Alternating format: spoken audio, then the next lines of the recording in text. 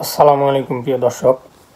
আপনারা সকলেই জানেন একদিন আগে আমাদের যে বর্তমান বাংলাদেশের সরকার রয়েছে, অন্তর্বর্তীকালীন সরকার, এই সরকারের দপ্তরবিহীন যে উপদেষ্টা রয়েছে মাহফুজ আলম, এছাড়াও তার আরেকটি পরিচয় রয়েছে, যে জুলাই আগস্ট যেই আন্দোলন হয়েছে বা গণ অভ্যুত্থান হয়েছে, ম্যাটিকুলাসলি ডিজাইন করা যেই অভ্যুত্থানটি হয়েছে সেটার মাস্টার মাইন্ড মাহফুজ আলম। এবং এটা আমাদের কথা নয়, এটা খোদ আমাদের প্রধান উপদেষ্টা ডক্টর মোহাম্মদ ইউনুস স্যার, তার কথা। সে ক্লিন্টন ফাউন্ডেশনে গোটা বিশ্বকে সে এটাই জানিয়েছে। তো সেই সব আপনারা সবাই জানেন। তো তিনি তার মাহফুজ আলম তার ভেরিফাইড ফেসবুক পেজ থেকে একটি পোস্ট করেছেন একদিন আগে। সেই পোস্টটা আশা করি ইতিমধ্যে আপনারা সকলে জানেন এবং পড়েছেন। এবং এই পোস্ট হঠাৎ করার কারণটা কি, অর্থাৎ সে যে পোস্ট করেছে মুক্তিযুদ্ধ মানে বাংলাদেশ, ছাত্র জনতার অভ্যুত্থান মানে বাংলাদেশ, এবং আমাদের 1971 সালের মহান মুক্তিযুদ্ধকে নিয়ে সে মুক্তিযুদ্ধের পক্ষ নিয়ে আর কি পোস্টটি করেছে, যেটি আসলে এই 6 মাসে কখনোই মানে দেখা যায়নি। মাহফুজ আলমের আমাদের উপদেষ্টা সাহেবের মুখ থেকে কখনোই আমাদের মুক্তিযুদ্ধ বা এসব নিয়ে পজিটিভ কোনো কথা শোনা যায়নি। তো সেইখানে হঠাৎ করে তিনি একদম মুক্তিযুদ্ধ প্রেমী হয়ে গেলেন। এটার কারণ হিসেবে আসলে অনেক বিশ্লেষক যারা রয়েছেন অনেকে মনে করছেন যে আসলে সে আসলে বুঝতে পেরেছে যে বাংলাদেশে আসলে 1971 মহান মুক্তিযুদ্ধ এবং বিশেষ করে বঙ্গবন্ধু শেখ মুজিবুর রহমানকে অস্বীকার করে আসলে রাজনীতি করা যাবে না, এবং এগুলো আসলে বাংলাদেশের জনগণ গ্রহণ করে না।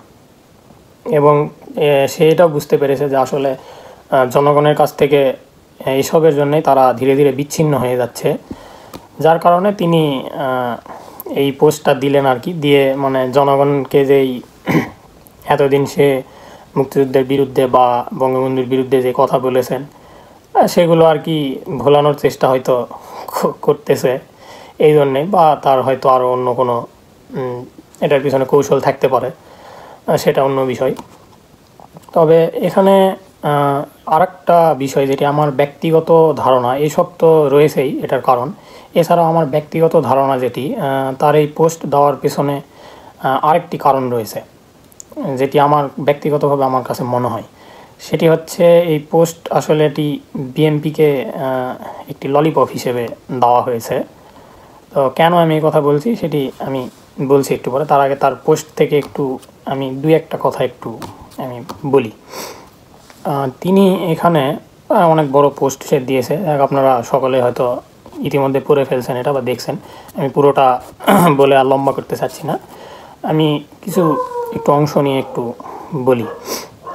তিনি এখানে লিখেছেন যে শেখ মুজিবুরের ফ্যাসিস্ট হয়ে ওঠা নিয়ে আমরা বলবো উনি ফ্যাসিস্ট ছিলেন, কিন্তু বাংলাদেশের জন্মে অনেক জাতীয় নেতৃত্বের মতন ওনার অবদান অনস্বীকার্য, তাই আমরা 72 পূর্ব শেখ মুজিবুর রহমানকে প্রাপ্য গুরুত্ব দিব।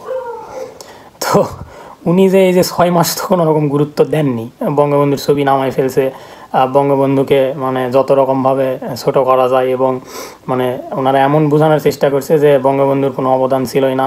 বঙ্গবন্ধুকে বাদ দিয়ে ওনারা মুক্তিযুদ্ধের কথা বলতে চেয়েছেন বা 1971 সালের ইতিহাস বলতে চেয়েছেন। তো তাতে কি হয়েছে? ওনারা এটা বলেছেন, এটা কি জনগণ কি মানছে?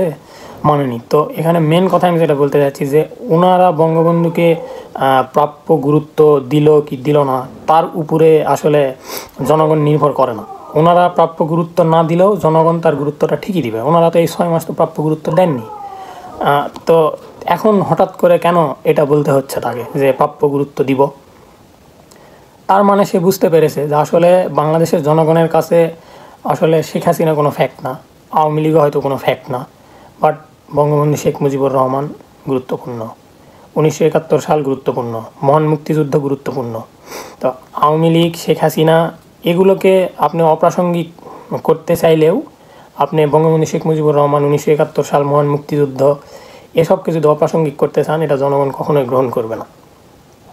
সেটা আপনি গুরুত্ব দেন বা না দেন, এটা আপনার ব্যাপার, কিন্তু জনগণের তাতে কোনো কিছু যায় আসে না। জনগণ ইতিহাসের যে সকল মীমাংসিত বিষয়গুলো রয়েছে সব কিছুকে তার প্রাপ্য গুরুত্ব এবং প্রাপ্য সম্মান জনগণ ঠিকই দিবে। সেটা আমাদের শেখ মুজিবুর রহমান ছাড়াও আরও যেসব নেতা রয়েছে, আপনার হচ্ছে যারা 1971 সালের মহান মুক্তিযুদ্ধে অবদান রেখেছিলেন, আপনার হচ্ছে তাজউদ্দিন আহমেদ বলেন, জিয়াউর রহমান বলেন, জাতীয় চার নেতা বলেন, সবগুলোকে জনগণ তাদের প্রাপ্য সম্মান ঠিকই দিবে, এখনও দিচ্ছে এবং ভবিষ্যতেও দিবে। তো এটা নিয়ে আসলে গুরুত্ব মানে ওনাদের গুরুত্ব দেওয়া না দেওয়ার কোনো কিছু নাই। এমনকি নাহিদ ইসলাম যিনি তথ্য উপদেষ্টা, তিনি তো এর আগেও বলেছেন যে শেখ মুজিবুর বাদেও আরও অনেক ফাউন্ডিং ফাদার ছিল। তো এতে তো কোনো কিছুই যায় আসে না কারো। মীমাংসিত বিষয় নিয়ে আসলে আপনি যখন জনগণকে বিভাজন করার চেষ্টা করবেন তখন এটা জনগণ মানবে না, এবং তাই হয়েছে, জনগণ মানেনি। আপনাদের এটাতে জনগণ সাড়া দেয়নি, যার কারণে আজকে আপনাদেরকে বলতে হচ্ছে যে শেখ মুজিবুর রহমানকে প্রাপ্য গুরুত্ব দিবেন, এই কথাটা বলতে হচ্ছে। তো এটা গেল। এরপরে আমি বলি যে কেন আমি বললাম যে বিএনপিকে এটি একটি ললিপপ হিসেবে দেওয়া হয়েছিল।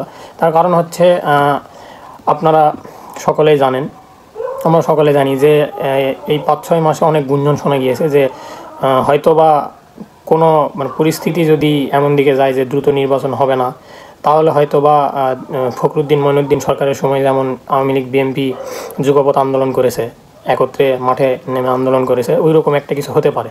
এবং বিভিন্ন বিশ্লেষকদের কথা অনুযায়ী কিন্তু সরকারও এটা নিয়ে একটু চিন্তিত ছিল, বা সরকারও এটার জন্য একটু কিন্তু আশঙ্কা করছে যে এরকম কোনো কিছু হলেও হতে পারে।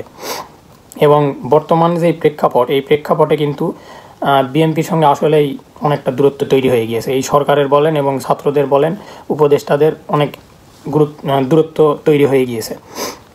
তো যার কারণে এখন উনি বুঝতে পারছে, আমাদের মাহফুজ আলম উনি বুঝতে পারছে যে হয়তোবা এই দূরত্ব তৈরি হয়ে যাওয়ার কারণে বিএনপি কোনো এক জায়গায় যদি আওয়ামী লীগ মানে আন্দোলনে নামে এবং কোনো রকমভাবে যদি সেই আন্দোলনে বিএনপির কাছ থেকে কোনো রকম সহায়তা পায়, মানে ডাইরেক্ট হোক বা ইনডাইরেক্টলি হোক, কোনো একটুতে যদি কোনো রকম সহায়তা পায়, এটা আসলে ওনারা চায় না।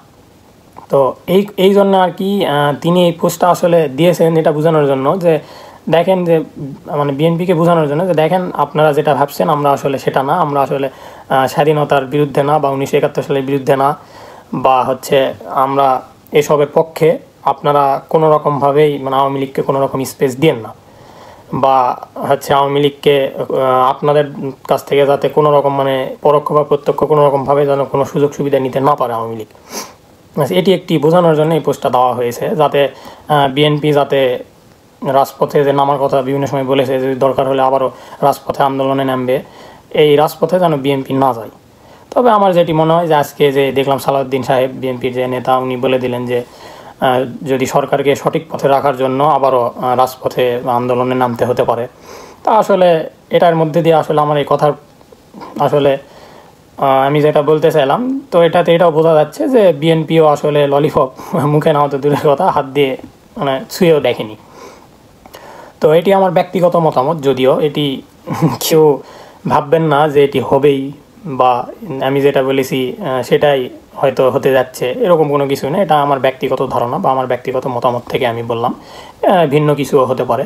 তবে আওয়ামী লীগ 1 ফেব্রুয়ারি থেকে বিভিন্ন কর্মসূচি দিয়েছে, এটা তো সকলেই জানেন, এবং আজকে বিএনপিও বলেছে যে রাজপথে নামতে হতে পারে। তো আসলে সাধারণ মানুষ আমরা যারা আছি, আমরা আসলে কাকতালীয় হয়তো সরকার বলবে বা অনেকেই বলবে, বাট আমরা সাধারণ মানুষ এটাকে হয়তো কাকতালীয়ভাবে দেখবে না, বা সাধারণ চোখে এটাকে হয়তো কাকতালীয় মনে হবে না। তো তারপরও যেহেতু আমরা এখনও পর্যন্ত সঠিক কোনো কিছুই জানি না যে তাদের মধ্যে আসলে আওয়ামী লীগ বিএনপি তাদের কোনো লিঙ্ক আপ হয়েছে কিনা বা কোনো রকম কিনা, এটা আমরা জানি না। তো আসলে এই বিষয়ে না জেনে বলাটা আসলে ঠিক না। তো সময় সামনে আসলে দেখা যাবে আসলে কি হয় এবং পরিস্থিতি কোন দিকে যায়। ততদিন আমরা ধৈর্য ধরি এবং দেখি পরিস্থিতি কোন দিকে গড়ায়, আমরাও কিছু বুঝতে পারি কি না, দেখা যাক। আল্লাহ হাফেজ সবাই, আসসালামু আলাইকুম।